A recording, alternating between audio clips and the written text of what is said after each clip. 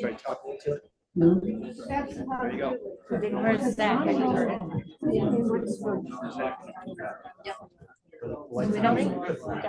don't want to See for a second. There he comes. All right.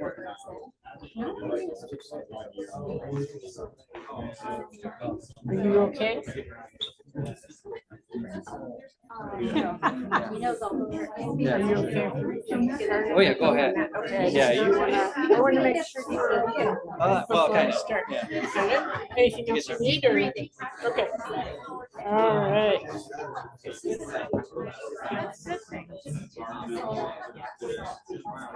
People don't know.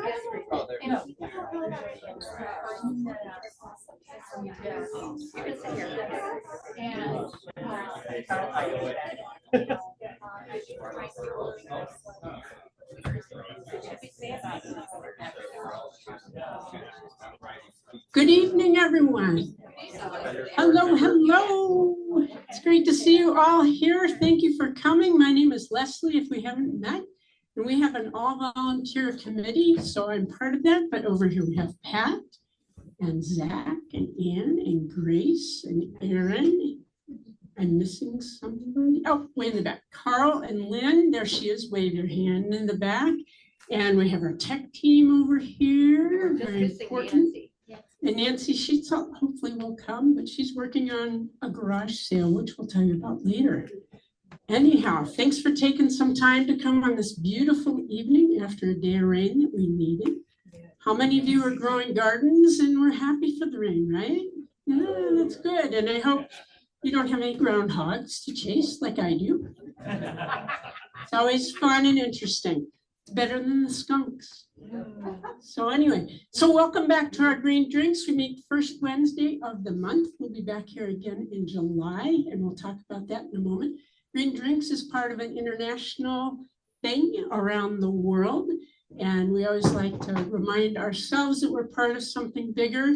So many people coming together to share their care for the earth and learn a little something. So here in McHenry County, our goals are to grow our community, our environmental community, and to educate that community and then connect you back to the community with announcements at the end. So if you happen to have something to share with us at the end, we'll let you stand up for a whole minute or less. If you tell us your name and who you're representing and tell us a little bit about what that important item is. So that's kind of how we'll process tonight. Who has never been here before? Don't be shy and raise your hand high. Welcome for the first time. We're really glad you're here. We hope to come back. Make sure if you want to have an email note, why we have a sign-up sheet at the front there where you got your name tags, and leave that for us. And that's all we do is send you an email reminder each time. We have technology that we pay attention to. So we have people on Zoom to keep our circle big. So that's why we have an extra mic and then this mic. So we want to welcome all those who are part of Zoom as well. So since we talked about this being an international thing around the world, there are around 440 cities offering a Green Drinks program in our world. We have some new ones. One is Galloway, Ireland. Who's been there? Galway? Galway. There. Yes, more people than I thought. That's great. One of us forgot their passport there. I won't tell you about that, but you could ask around and they might tell you. It wasn't me because I haven't been to Ireland. La Paz, Mexico. Anybody been there? No? Okay. Tromsø, Norway. Didn't go to that. Didn't go there. She just went to Norway, so I just thought I'd check. No? Anybody been to Norway though? Oh, good, good. Yes. All right. And then in North Carolina, we have Moorhead City, North Carolina. Anybody been there? No? And then we have Crystal Lake and McHenry County. We're all right here together, which is great. Yes, good. You've been there? Good thing. We're all here. Hope y'all know where you live at this point. That's good. Anyhow. So we will be back here in July. Don't worry, we're not kicking you out yet, but Ann is going to tell us a little bit about that program. It'll be very short. You got to stand next to me because you have the Zoom mic. So Stephanie Tessmer, who is on the Environmental Defenders of McHenry County Water Resource and Natural Resource Committee, our team, is going to be talking about creating a food forest in your backyard. And she has a 1/4 acre lot. So she's going to show you pictures of everything she's doing on a 1/4 acre that sustains their family. So come and learn more. And then just a thank you, because I forgot to say this, to Defenders, Environmental Defenders of McHenry County, who's our co-sponsor with Duke's Alehouse, this great place that serves wonderful food. You're going to hear a little more about that because it has something to do with our program. So I want to introduce you to Pat, who's helped arrange this evening. Oh, yeah, we have to stay close to each other. Aw. Anyway, Zach Dolza is the owner and chef for Duke's Alehouse for over 15 years. We are excited to partner with him and Duke's Alehouse for 15 years. It's been amazing partnership. And now Zach is on the board of the Environmental Defenders as well, and continues to change up the sustainability portions of his food. It's always good, interesting, fun, and amazing food. We appreciate this partnership so much. It's been a joy for us and for our community. So, Zach, without further ado, welcome.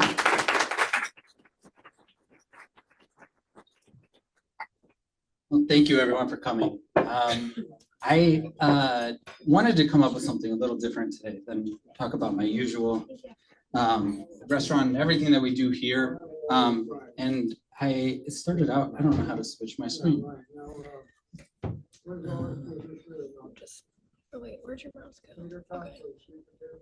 Okay. All right. So we're going to talk about everything that's on our plate. We're going to talk about food, what it encompasses, the challenges that we face in trying to find a way to produce it in a way that's less harmful for the planet. I want to explore something we all have in common about food. We all eat, many of us cook, and more we're asking questions about where our food comes from, how it's made, and what it costs, not just in dollars, but environmental impact. So, going the wrong way again. All right. I want to start by saying the food system is very broken. I think we all know that. I think that we're always questioning what goes on our plates, where it comes from, and I am constantly, feeling like I don't do enough. I feel that there's always something more that we can be doing as an individual chef and parent of 3 kids. I struggle with food waste and things like that. I struggle with food waste in the restaurant, and I'm always trying to discover a better way of doing things. So in doing more and more research about the food system and the way we grow things, it's very depressing, and it's very impactful on what our environment has, but that gives us a lot of room for hope. And if we make things happen very quickly, and we are all active in our daily lives, and we get our friends and families to be active in their daily lives to support the progressive things that are going on, which I'm going to talk about today, I think we can make a big difference in the end. The food system is obviously designed to maximize output, to make fossil fuel companies rich. It's all surrounded by fossil fuels. There's reports that 25% of global GHG emissions come from agriculture. That's a very low estimate. If you start to include transportation, the damming of waters to supply water to farms out in California, all these things, methane emissions, things like that, it can get up to about 40% of the problem is just related to food alone. The emissions are just related to food alone on the high end. And then the industrial model we have for this high output of systems damages our ecosystems. We use pesticides that pollute our waterways, kill pollinators, and damage soil ecosystems. We use an enormous amount of synthetic fertilizers, most of which are derived from fossil fuels. These fertilizers release nitrous oxide into the air, a greenhouse gas 300 times more potent than carbon dioxide. And then there's water. Agriculture accounts for 70% of global freshwater use. And in many places, we're pumping it faster than nature can replenish. dams alone, I read a report about the dam of the damming of the Colorado River, the construction, the operation of it, the methane that's emitted from the turbines from digging up the water from the lower depths that's low in oxygen, releases more carbon emissions into the air. So the Colorado River moves about 5.3 trillion gallons of water per year. And most of that, if not all of it, is used up for agriculture and human consumption and need for growing produce, namely winter vegetables like lettuce in the California area and even southern there to Mexico. They get what's left trickling from the Colorado River after we're done with it. To produce a 1 pound head of lettuce out there in California takes 31 gallons of water alone. Yeah. Plus the 10% from reservoir evaporation. So holding that water back causes all sorts of new problems. Sorry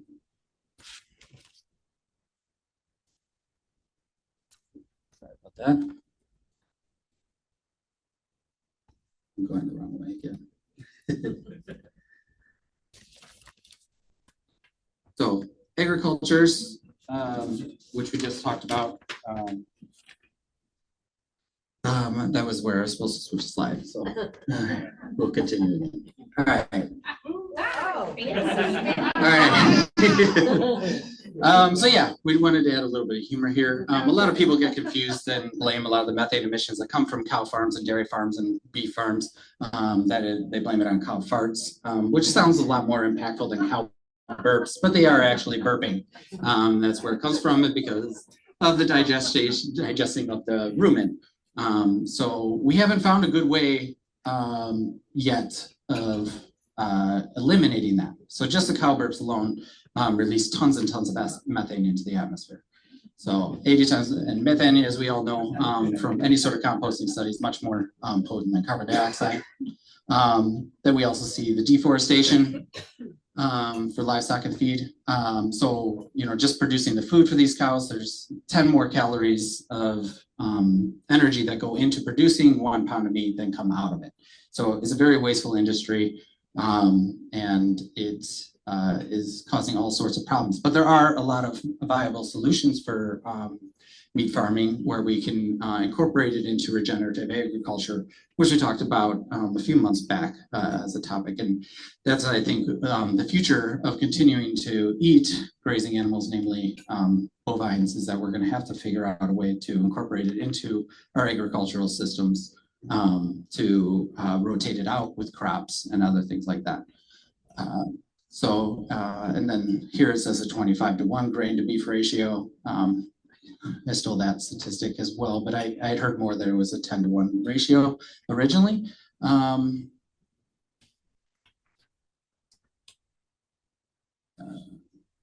Some of the other contributors, animal agriculture, dairy was much more surprisingly impactful and harmful to the environment than I thought it was going to be. So a lot of the waste from the animals that they're growing for these dairy, so specifically dairy cows, they have really gross liquidy poops. So they have to move all that poop somewhere. So the easiest way for them to do it is spray with the hose down drains, and then it gets moved over to what they give the fancy word of lagoon. But these manure lagoons are one of the biggest producers of methane gas. So the dairy that goes from cheese to milk to all these things that we're consuming, probably more often than we're consuming actually beef, is very impactful and harmful to the environment as well. I don't want to, at the end of this, I feel like a lot of times we get to the point, well, I just am going to go vegan and that's going to solve all the problems. I think that just like any problem in environmentalism, it's not a silver bullet that's going to solve all our problems. We need to support the people that are doing the right things and the farmers that are being more progressive and supporting these newer systems of regenerative agriculture and things like that. And I will continue to talk about that later.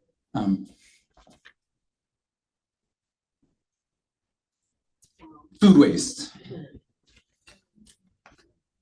this is probably one of the most impactful environmental things relating to food and in environmental issues altogether. A third of all food globally is wasted. So that's all the food that's produced. A third of it just goes right in the garbage. It'd be like taking your, after shopping, taking 5 bags of groceries out with you, dropping 2 on the ground, not coming back for them, and just putting the rest in your car. So it is a tremendous amount of food wasted. Restaurants are responsible for a large portion of that. So watching how we can eliminate that waste is extremely important.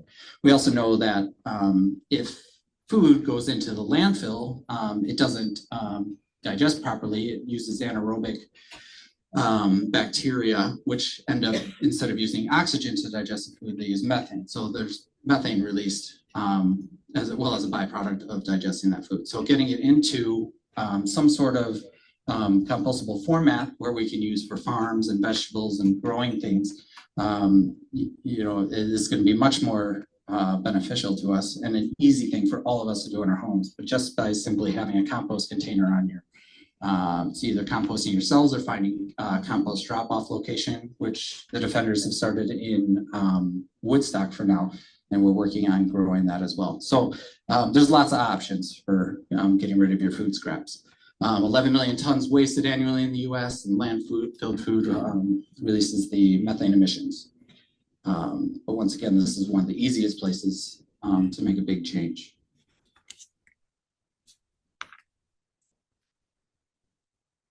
I keep doing this. All right, restaurants is catalyst for change. Now I get to talk about myself. This we did yesterday. This is Mikey. He's one of our dishwashers. Every year we do our Duke's Garden. We've been doing it since 2009, since we opened. It was definitely a passion of mine. I knew we had to grow food. I thought we'd be able to supply the restaurant. That's not true. It probably doesn't even take a big chunk out of what we need to do, but it does keep us grounded, literally, and appreciative of all the work that our farmers do, and connects us with our food sources. And I think it's also a good community event for us to do. Peter from Middlebury brings over compost every year for us to use, and then we go ahead and plant. We use some of his plants. Emily Zach, another local environmental advocate, she donates some kale and collard green plants to us. So that's a little bit about our farm, but restaurants can, while they're the most impactful, kind of like I was starting at the beginning, these are the biggest sources of our problems. These are the biggest and easiest ways to make some of these changes. So restaurants can source local and seasonal ingredients. We can compost to minimize waste. We're composting. We now have 2 compost haulers in our area that will service restaurants. So a restaurant using the excuse that they don't even have an option is not true. And that's going to get more and more competitive as they find better and better ways of industrializing composting, which is coming. It's on the forefront of a lot of people's minds, and you know, there's demand for it. So it's really cool to see this move forward. Instead of me having to drag compost from the restaurant in the back of my sedan to our compost bins that were on our garden in 2010. So, and then we continue to educate diners. We put all of our farmers on our menu. Other places can do that. They can pick in a local ingredient, even if it's one thing, and or tomatoes when they're in season, put it on their pizza and do a local forest pizza, things like that. Educate your diners about the benefits of local food, and also, you know, support your local farmers. It's easy ways for restaurants to make big change. And then we just started working with Zero Foodprint. We basically take 1% of our sales, and they work with encouraging farmers to practice regenerative farming methods.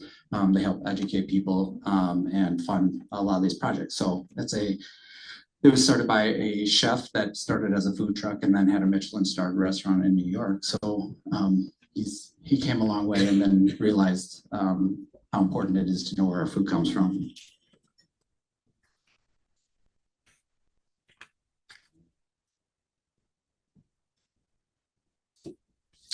Specifically about what Duke's does, we're a 3-star green certified restaurant. We do things like convert our fryer oil to biodiesel. We support local farms who compost, recycle. Even little things like low flow faucet aerators and hand sensors that automatically turn on and off the water at our each sink, LED lighting, occupancy sensors, educating our staff, styrofoam free, Energy Star equipment. 32% of our dishes are vegan and vegetarian. We use Green Pro certified pest control. We use post-consumer recycled products, and we use Green Seal chemicals. These are all things that are listed to get our green restaurant certification, which we've maintained for several years now. I don't even know how many, but it was definitely a goal of mine since we started. But you know, this is a third party that comes in, inspects the restaurant, and makes sure that we're upholding the environmental standards that we are. So I think this is really important, but I think it makes us, you know, make sure that people understand that we're walking the walk. I'm gonna assume that most of you are already doing what you can do with food, but there's some things that I just wanted to hit back on. Small choices make a big impact. So like I'm just saying, like just starting composting, these simple things. They not only, we have to remember that these things are contagious. That when people start doing something, other people start doing. What are you doing? They ask questions, and it starts a conversation. So I think anything that we do environmentally is really important to practice ourselves if we're preaching it. Eat real food, mostly plants. This was a famous quote by Michael Pollan, who wrote Omnivore's Dilemma, one of the inspirations actually for Duke's logo. He, in his book, was instrumental in getting us to rethink about food. But I think what he means by that is that we need to eat real food that's homemade, not wrapped in plastic, not come from a plastic container, and try to move to eating mostly plants. Like I said, I don't think that eliminating meat entirely from your diet is completely necessary for the most positive change. I think that you're supporting farmers doing the right thing is going to make a big difference. Buying local and seasonal is a huge difference. Food doesn't have to travel so far, but you also have a story with your farmer. They're going to have to tell you something that makes them look good, you know, if they're going to sell you the product. So they're going to want to be cleaner and more environmentally sound when they produce those items. And having that conversation with the farmer and the things they care about, you know, really gives you a new relationship with your food and the people who grew it. Support sustainable restaurants. Duke's comes to mind. Reducing waste and compost. This is by far, if you get anything out of today, that is a big difference. You know, there's more, you know, that you can do. I mean, my compost bin will fill up at home, and you know, I'm the first to admit that, you know, some of those things don't always end up in my compost bin. They'll end up in the garbage, you know, and training my kids how to do it and get things in the proper container. I make all these mistakes still on my own. I am nowhere near perfect. And even in the restaurant here, I mean, Matt, how many times have you dug through the dumpster or the compost bin? Twice today. I've done it. So yeah, when I find those bags of cans and bottles in the compost bin, yeah, somebody has to take those out. I got tired of doing it. So I think that teaches a lesson very quickly though. And then bring your own to-go container. This is a new program that we started, well, about last year, but we're still working on part. But if you bring your own container, we knock 50 cents off your bill, because that's about what the container costs for us to supply it to you. So that's a good way to eliminate some waste by bringing food home. So, Mine's collapsible too. yeah, the collapsible ones are nice because then you don't forget them. Where do you get those? That's Rubbermaid. Oh, awesome. Mine has compartments. I wanted to touch on a couple more things right before I finish. And I hope I'm not getting too far on time. What time do I have to? Oh, I'm doing great. Okay. All right.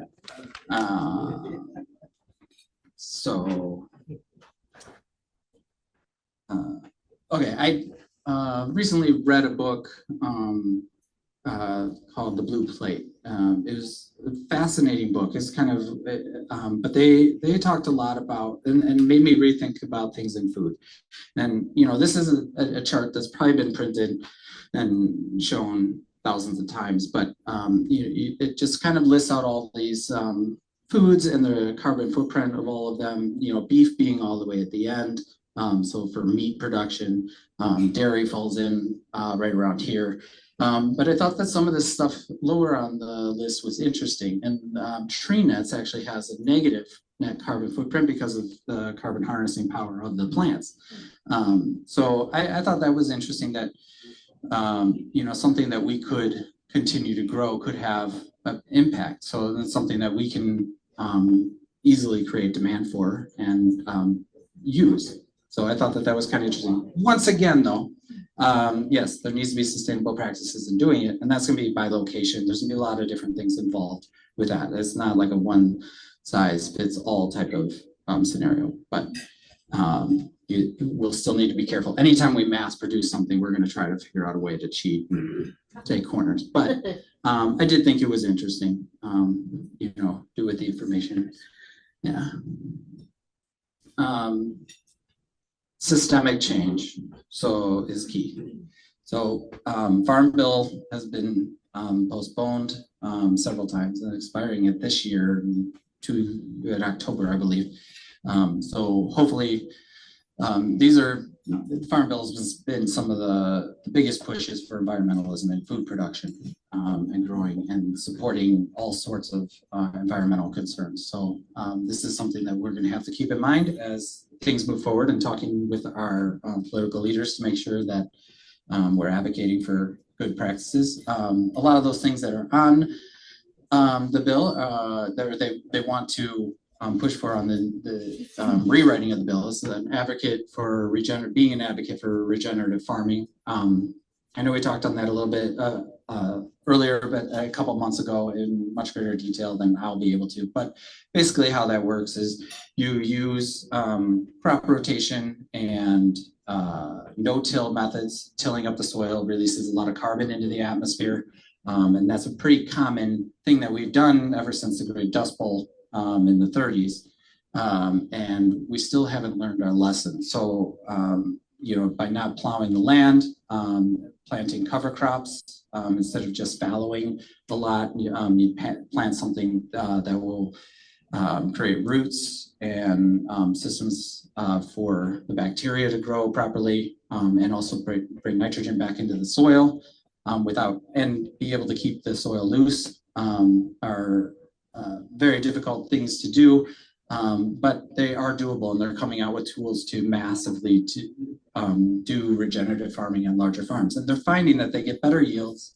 They have less issues with pests because they're rotating their crops. They're not doing as many monocultures on the same lot.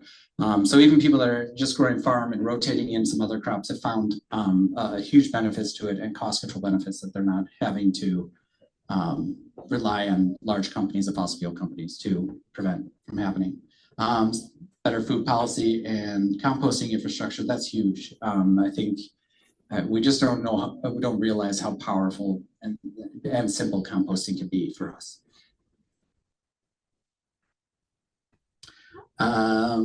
Hey, I'm gonna say thank you, but there was one more thing before I say thank you.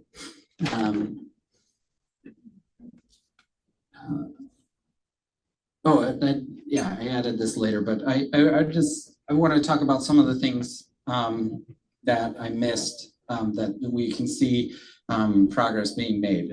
There's perennial crops that are being researched that we can use so that we never have to till the soil, that we can just regrow them each and every year. So they've come up with Kernza. I don't know if you've heard of that grain, but that's a grain that we can use in breads and brewing and some different things. So that grows every year without having to replant and till up the soil and release all that carbon. So finding a perennial grain, grains being one of the largest food sources that we consume, is a big deal, and it can have impactful change. They've also recently come up with a rice that's perennial, which rice is the most consumed grain in the world. So if they can find ways of not necessarily here, but maybe in poorer areas where you're more reliant on the monocultures and growing something to feed lots of people, it can be very impactful. So it's not always to say that technology and going is the worst thing. We have to come up with new change and new ideas to make things better. Another thing that I think people get very confused about is fish and shellfish. The Monterey Bay Seafood Watch does a great job of advising people on what foods, they do a lot of research and the impacts on the environment of different types of fish. I wish I actually had a slide of all of that, but one of the best seafoods you can eat is shellfish because they actually, in their growth, they filter out water to get the nutrients they need. They are literally built of carbon, being their shells. So they're able to be very environmentally friendly, and they grow them on farms. I also think that seafood farms are going to be the future. We can't keep harvesting everything from the ocean and polluting the ocean with nets and flying fish overseas. There's got to be more sustainable ways of doing that. So getting locally sourced fish and farm fish from responsible sources is definitely going to be the future of seafood. And there's a lot more options of doing that. A lot of these farms are, especially freshwater farms, are able to, the water leaving these farms is coming out cleaner than when it went in. And then they're using the food waste and things like that to produce fertilizers and things that people are coming up with lots of ways. The farmers are finding ways now of doing things that actually make them more profitable. We see things with aquaculture systems, which can be very negatively impactful, but they can also be very positive as well. We use Superior Fresh Salmon, which is a farm fresh Atlantic salmon, but it's technically a byproduct of their lettuce that they grow. So they use this salmon there to grow their lettuce, but it is, it must be time to stop. But I think that it's really fascinating that somebody found out how to do that. We do it with salmon, and it's absolutely delicious. And so people are really forward thinking about a lot of this stuff. And I that's why I want to end this with more, on a positive note, that these things are changing and they're changing very quickly. But we do need to work together to make sure these changes continue to happen, and we educate people on these positive things and work with our farmers because, I came into it, just trying to find local food at first. Now I'm asking some of these questions that I talked about of the farmers and how they're growing things and, the way they're raising their animals and things like that. And, they've been doing things the right way without even knowing it most of the time. This is just as me educating myself, and sometimes I'm asking dumb questions, but it's it's resulting in a food system for in McHenry County by all of us asking questions and supporting these farmers. It's really growing in this area. I'm not searching for farmers anymore. I'm looking for specific things, and it's really cool to see that happen, even though it's on a small scale. I think it's happening more and more rapidly, and it's getting contagious and growing. So I think the change is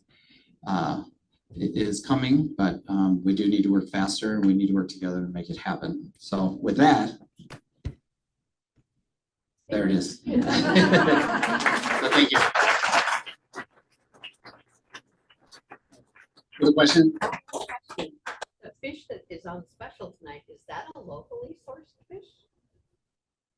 Yes, It's it's Lake Superior whitefish. So yes, we were just planning. So we're going to try again this weekend. We got it earlier this week, but yeah, we're going to try to use that for our fish fry. The only problem we have with whitefish is that when it gets really hot out, it swims too deep that they can't fish it. And when it gets really cold out, they can't even ice fish for it.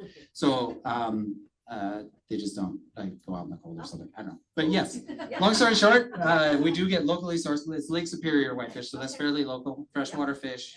It's hook and line caught.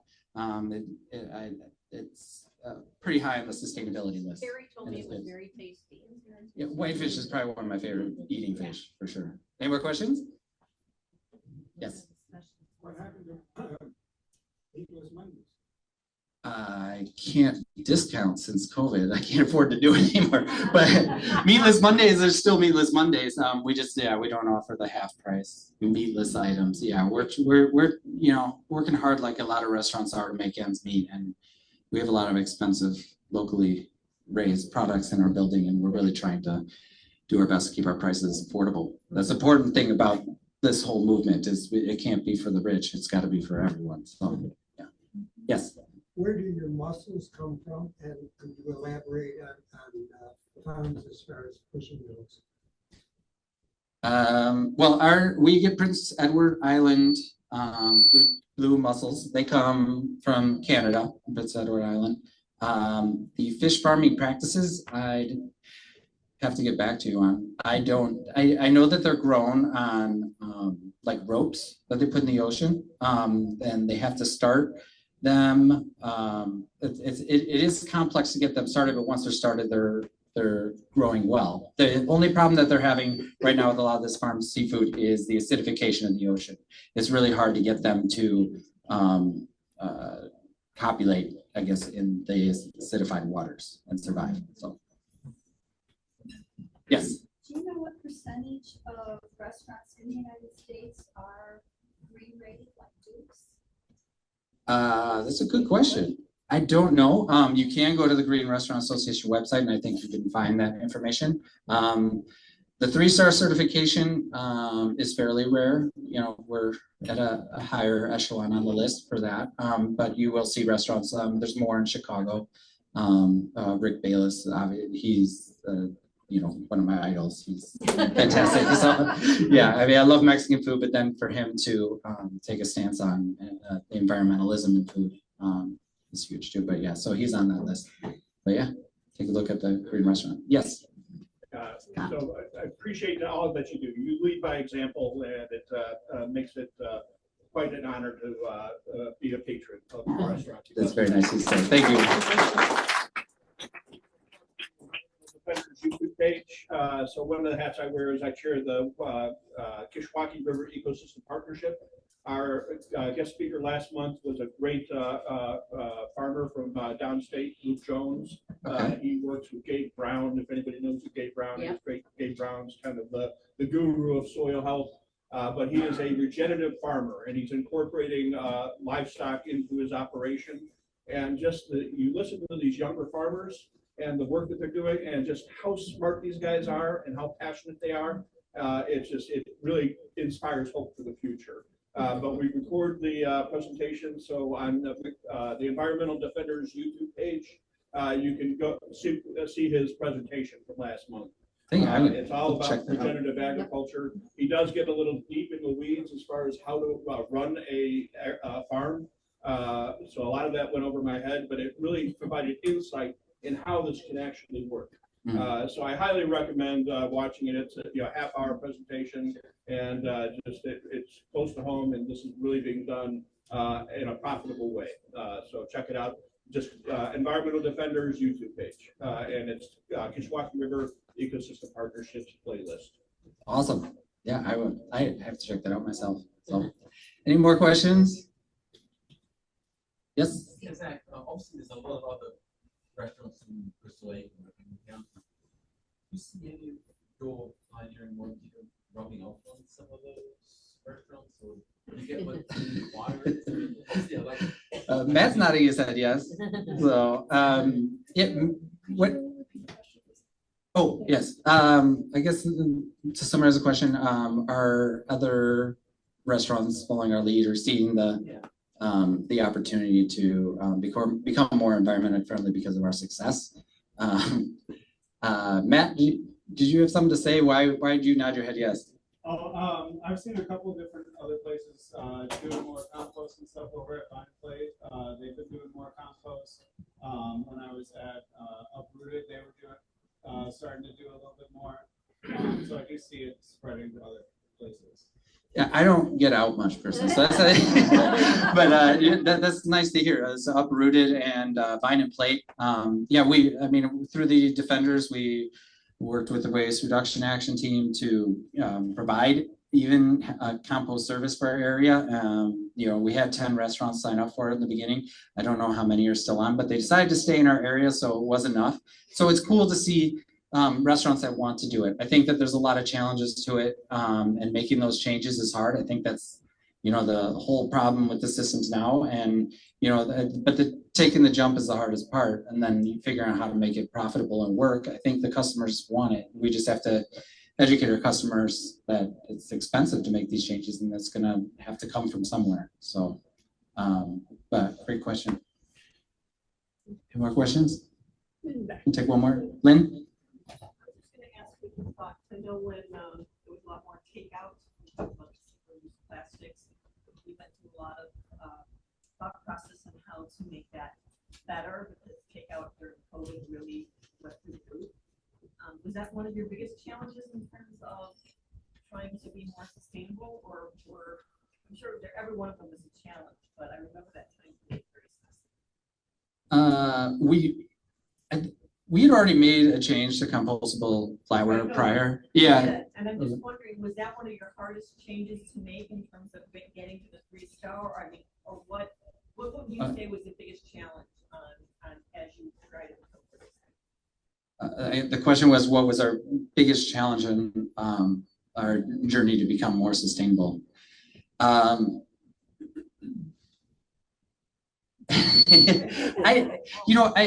I think some of it was I tried to do everything I possibly could on my own that I could think of that was sustainable, because I had to pay money for the Green Restaurant certification. So I'm like, I'm not going to pay money. I want to come out with a 3-star rating.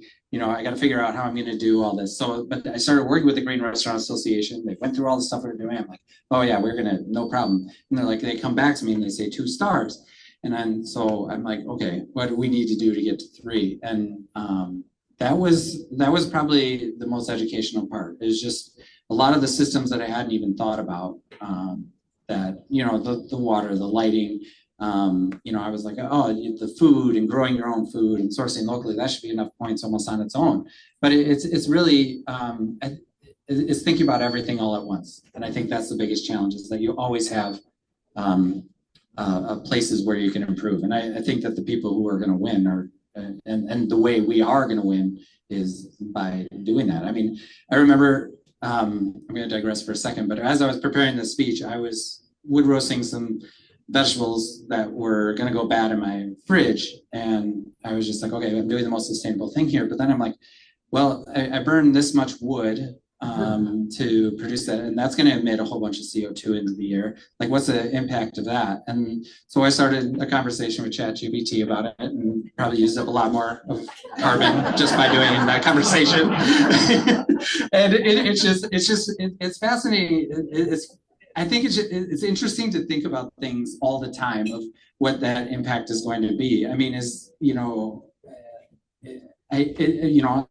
the carbon footprint of me coming in here and speaking to you? Is that greater than the benefit, of people leaving this with this little bit of information? I don't know, but I think that, I mean, you can kill yourselves with all the thoughts, but it's an interesting conversation to have with yourself at all times. And am I doing the right thing? I think that more people need to start thinking that way. Not necessarily torturing yourself, but is this going in the right bin? It's like, I remember growing up in school and being like, is this going in the right bin? And having to educate my parents about that and recycling, and, and having to like, wait, I just got to throw it away. I'm like, I don't have time to sort it. But like, now we're getting into composting and these other things. So I think more and more people are getting used to it. I mean, my employees here, they're so scared to throw things in the wrong bin now. So they're always asking me, where does this go? So, it's, it can be contagious and, impactful. So, but I think it's fun to definitely have those little explorations from time to time. Yes, Pat. I just wanted to give you a kudos. We were here on Sunday for the block party. Oh, yeah. 2 to 5, free fun event. But we had containers and some leftover food, and we brought in the recyclables. We brought it in to the person at the bar, and he was excited that we brought it in, and he was excited to separate it for us. So there you go. Oh, that's really nice to hear. I'll find out who that was. It's like giving a big compliment as a leader. Yeah, so yeah, we do. We worked on a new community event this year. We partnered with the restaurants around the parking lot, and we're doing a block party from 2 to 5. You can order food from any of the 3 restaurants, get drinks, but then we provide live music at no charge, and we have some games for kids to play and stuff like that. So that's something fun to do on Sunday afternoons all summer. So every Sunday, 2 to 5. Wow, 2 to 5, and what restaurants? So it's Matt's, and then Moontime, Junction, and Duke's. So, and we have little QR codes on the table, so you basically order takeout. You can go into any of the drink establishments and grab a drink and sit out there with your drink, listen to music, and have some fun. Yeah, something to do. Yes. That's not a question, more, it's a comment. Great job, by the way. Thank you. But I've been a vegetarian since 2008. I did it for health reasons and longevity, because 30% of us die of heart attacks, 20% from strokes. That's 50% from basically the same disease, which is the arteriosclerosis of our circulatory systems. So, and then a vegetarian diet is also much better for most cancers. So that's 25% of us die of cancers. So that's 75%. So the way I think is, well, if I can eliminate 75% of the causes of death, I'm like a liberal. and I like living. Yeah. So I'm 85. I'm shooting for 100. Awesome. All right.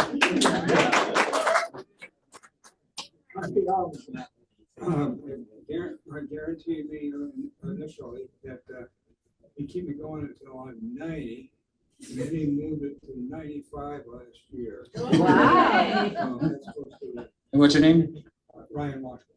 Ryan Washburn. All right. Well, what Ryan Washburn just for those at home commented on the benefits of vegetarianism and health. I have a meeting on this kind of diet and why it does what it does. So I have 10 copies here. Yeah, that's awesome. Yes, vegetarian, veganism. Anybody that can do it. Yes, the health benefits and the amount of meat we consume in this country is not sustainable. So some of us are going to have to do it. Yeah, I hear this all the time. I can't do it, or it's hard to do it, but it isn't really hard to do. You lose the taste of meat almost. So you got to make it a month. No, that's awesome. And yeah, we see lots more vegans and vegetarians just by choice, especially with the younger generation. So people are really caring about what they consume. Yes, the biggest. There was big another one. question back.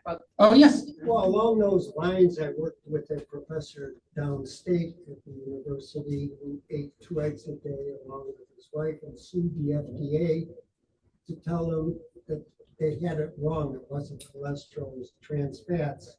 And he actually won the lawsuit in federal court. But the bottom line of the story is that his daughter called and said, "Would you please come to my dad's 100th birthday?" And he was celebrating that. So there's a lot of truth in that. Wow. Absolutely. I think the eat real food, mostly plants, has a lot to do with that. Yes, Cynthia. Like, how do you feel about processed vegetarian fake stuff? So I don't think of trans fats, like vegetarian veggie burgers. I like this question. The question was, I guess, how I feel about like imitation meats. Correct? Yeah. Textured vegetarian proteins. Textured vegetarian proteins. Proteins grown in a lab. They haven't necessarily proven that those foods have a lower carbon footprint. So I think that there's a lot more research that needs to be done on that. I like the innovation. I haven't liked a lot of the products that have come out of that. We do use a swap chicken here. That's pretty darn close, and that's pretty good. I tend to swap it out sometimes, but still not all the time for chicken. But So I think flavor is an issue. I know there's big health concerns. I like it better when we don't have to do environmentalism versus health, because to me, the planet's always going to win, but some others, it might be different. But I did hear an interesting report. I think I shared this on our blog, that people who are like healthy or trying to eat healthier tend to produce less food waste than environmentalists. And I got really angry at that. So. But I thought it was interesting that, sometimes the way we approach things, even with the best intent, we may not be doing it the best we can. So just because you source things locally, don't buy it inside of plastic bags and stuff. If it's all going to waste, it could be more harmful from the environment than buying something that was prepackaged and has very little waste. So there's a lot of things to consider as we make these decisions. Yep. So but that was a great question. I like talking about, because I have lots of questions about that too. So yeah.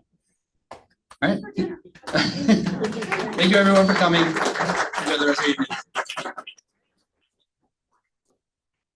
evening. And this is where we're going to do some announcements, but to tie into your presentation, when I turn back on this microphone. Who's heard of something called Veggie Fest? Anybody? Good. Yes. In Naperville or Lyle, I think. So it's the weekend of August 9th and 10th. It's free. I went once a while back and I was looking that up because I wanted to tie it in this evening. But it's, again, August 9th and 10th that weekend. And if you're curious about other kinds of ways people are eating lower on the food chain, why, think about going to that too. But first, eat at Duke's if you can. Okay, we're ready for some announcements. Are you going to go chasing or want me? Sue's first. All right. You got to use that one too. I need both? Yeah. Yes. Yep. Could you please raise your hand if you live in a place with any lawn? Oh, that's a lot of you. Well, this program is for you. I know, Cynthia, you have hard data.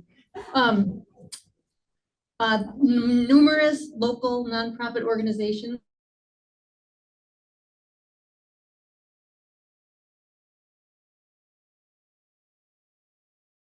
one of the things we're doing is having 11 different libraries host a video showing of Professor Doug Tallamy's What's the Rush?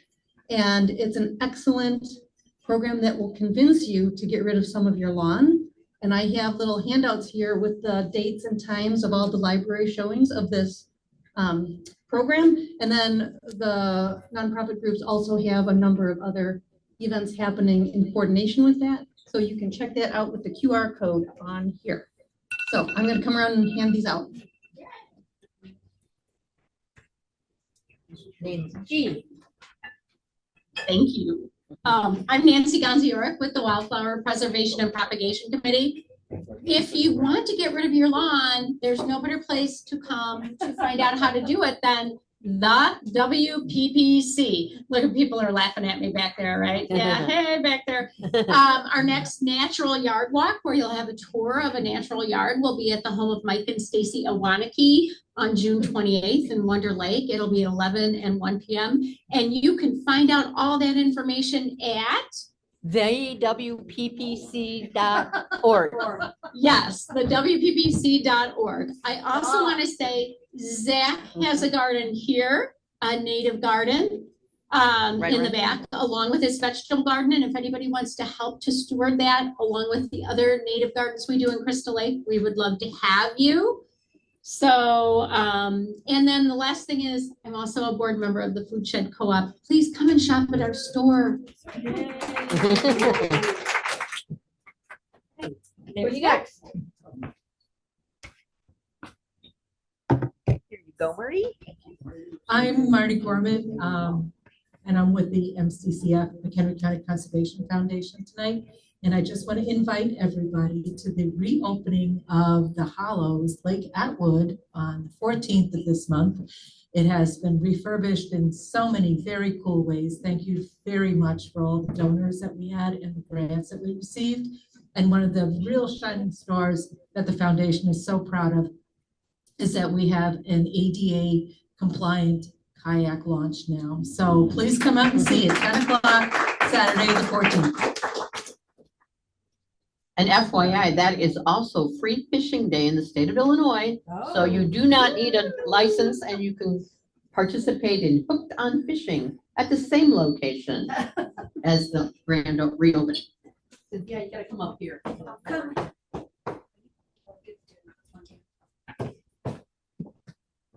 Hi, Cynthia Canner, and you may not have heard of Prairie State Conservation Coalition unless you're on Facebook and follow our organization, but we are a coalition of land trusts and other conservation organizations around the state of Illinois.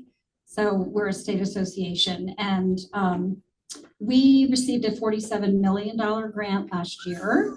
Did not know that going into the job. Yes, and this is in a fund that we hope to grow, and it is a fund that will be meant for in perpetuity. So I'm announcing here tonight publicly for the first time that our grant program is open, and this year is for land acquisition.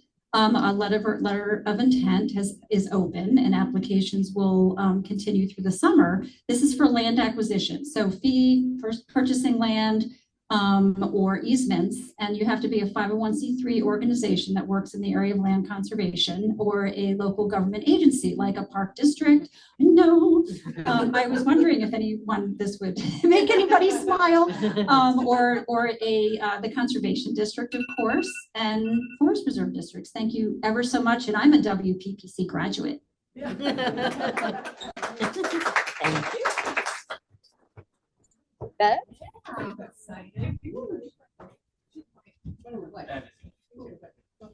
Oh, okay. You'll hand it off to her. Okay. And now for something completely different. Kim Hankins asked me to give you this message because I'm probably the only person in McHenry County that supports slaughterhouses. No, you're not. Okay, I'm not. So many of you may not be aware of the real problem that chicken farmers have in this county. I ordered like 15 meat chickens a year. And during COVID, I called my butcher, who is like 45 minutes away in Wisconsin, to get an appointment in July. And he said, we're booked till November. Mm-hmm. So meat chickens are not sympathetic animals. They're like the couch potatoes of the poultry world. They don't live that long. They die of heart disease and all that other stuff. I mean, they grow really fast. And by the way, they've been around since the 40s. This is all just selective breeding. There's no genetically modified stuff or anything with that involved. So I prepared persuasive arguments. Go ahead. And I said to my husband, we can't get an appointment with the butcher until, I thought we would do it ourselves. I said, we can't get an appointment until November. And Terry said, we'll do it ourselves. It'll take 4 hours. It took 14 hours. For 15 chickens. For 15 chickens. And let me tell you, chickens have a lot of feathers. I mean, a lot of feathers. So in August, the end of August, Farm and Fleet had a sale on pluckers. And I'm like, yeah, man. I spent $300 on a plucker. It was $100 off. It was a great deal. And they are plucking amazing. I mean, it's true. You just like drop the chicken in there. It's dead. It's been scalded. And like 15 seconds later, no lie, they are bald. So that was cool. So anyway, I'm like committed to doing my own chickens now. We can do it in like half a day. But the point is, there's lots of people around. These farmers are trying to meet the need of people that want sustainable, humanely raised chickens, and they don't grow on styrofoam trays, people. They just don't.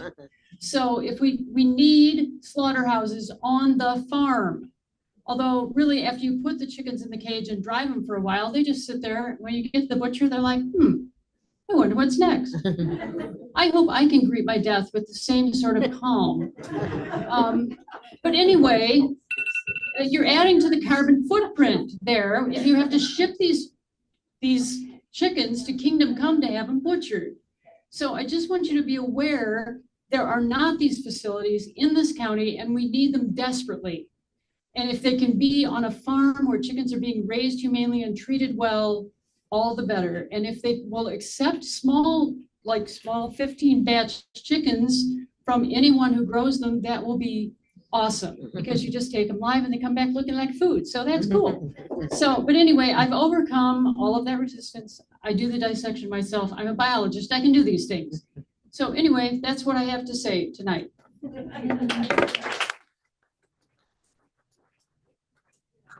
Thank you. I did actually ask her to do that because when I started out my day today, I didn't know anything about slaughterhouses. And now at the end of my day, thanks to Bev and 3 other people I talked to today, I know a lot. And that is not why I'm standing up here to talk to you about. So don't start this. Okay, sorry. Go ahead. Thank you. Oh, sorry. I'm actually here because I wanted to let you guys know that registration is open for the Green Living Expo. We're going to start again. We didn't do it last year, but there's some other stuff happening in November that we don't want to talk about. And we don't want to compete. We don't want to compete. But it's back and we are going all in. We're getting the fish tank. You guys remember that 2,500 gallon fish tank? The fish tank's coming back. We're doing a repair fair. I don't know if some of you guys came to our little repair thing we had last month or in April. And we're going to do that in conjunction. So it's going to be nuts, but it's going to be lots of fun. So registration is open. There's stuff on the table back there. I actually already have 25 people registered. Yeah. Ah, nice. I know, it's pretty cool. So just get in there when you can. So thanks. Thank you. Good. Who else? Jacob.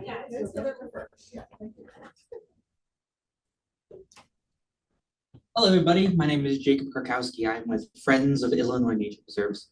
As you might have heard from last month, some of the new people, I will be working out with a lot of other people at Moraine Hills State Park this Saturday from 10 a.m. to 1 p.m.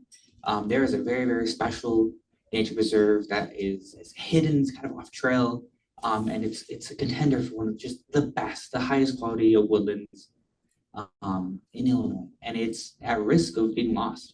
And so we're trying to do everything we can to bring people back to the system that desperately needs it. So if you're interested at all, come see me.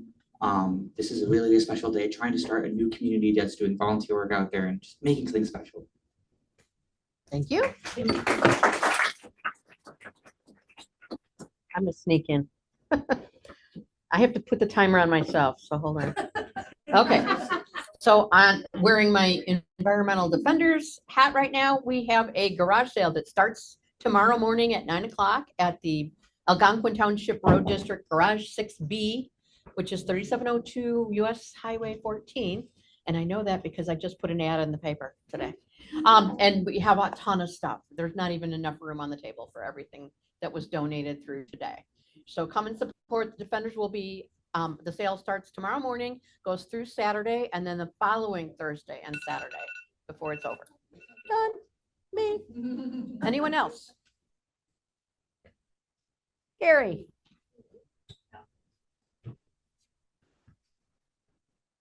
Hey y'all, Northerners. Gary Swick, I'm with Friends of the Fox River, and the next opportunity we have coming up is our Nature Explorers Summer Camp. Sorry, most of you cannot come, but you can bring a 9 to 15-year-old to the camp. It's Monday through Friday, 9 to noon, and we got a really big, pretty prestigious staff. So I can guarantee an incredible experience for the young people that come there.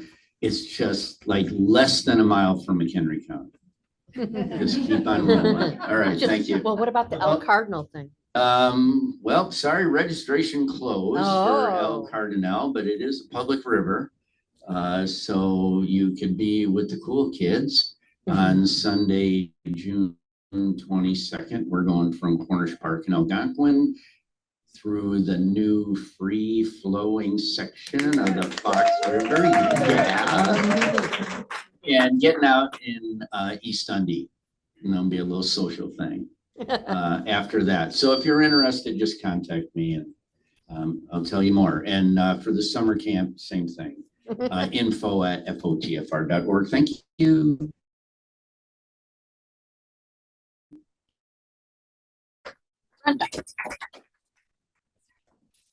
Okay, I'm going to follow up on that. I'm Brenda. I am the Master Naturalist Coordinator in McHenry County through the University of Illinois Extension.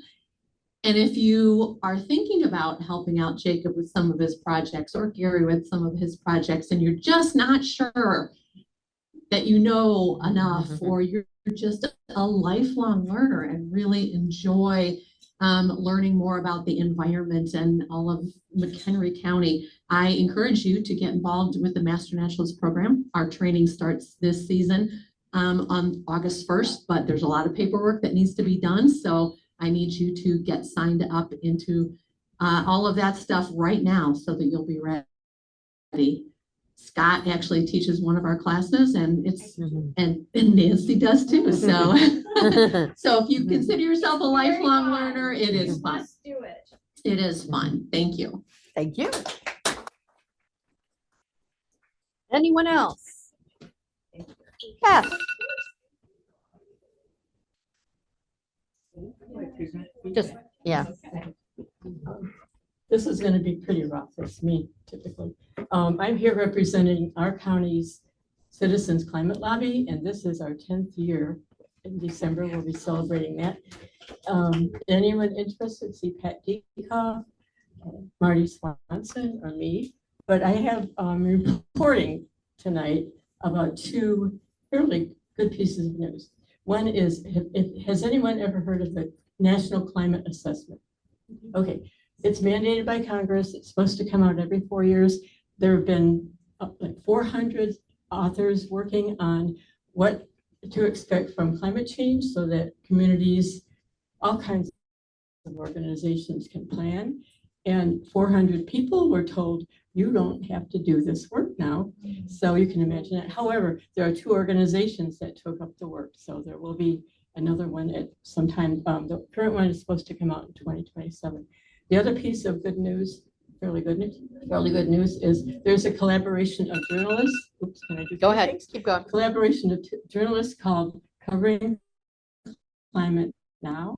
It's education for meteorologists and journalists and producers to get climate change in a scientific, accurate way into the news. That they, and there is a new, on their website, they have training that's recorded. There's a new, some studies that have shown around the world, 80 to 89% of people want their governments to do more to address climate change. So they have the 89% project, and it's going to be continuing throughout this year.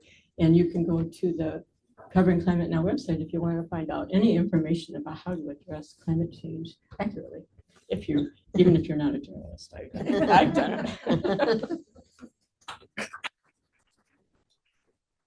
What else?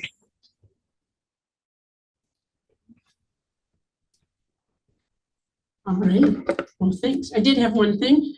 Zach was talking about advocating, and tomorrow at this Crystal Lake Public Library from 10 to 2, Senator Tammy Duckworth will be there. So whether you want to go by and say hi and thank you, or let her know that you're concerned about something, that's a good time to go say hi. Also next week, Don DeWitt will also be at the Public Library in Crystal Lake. I think that's our 10th. Double check that, please, because I'm doing this print from memory now. But make your voice heard. So this evening we've gathered up again to keep building our community because we really need each other, as you probably know, whether informal or formal. Did you want to say something, Carl? I do. We're going to wrap up right now. I was. Okay, before you do, I just wanted to publicly thank Zach, not only for what he did tonight, but we've been coming here for years just to come to dinner. We brought friends. Monday night we had an event here. We had 65 people, and Zach and his team did a fantastic job. We had never really thought about Duke's as a place for a banquet, so to speak. I've been to places where you guys served at other venues, but it was a great time. Everybody had a great time, and so thank you very much.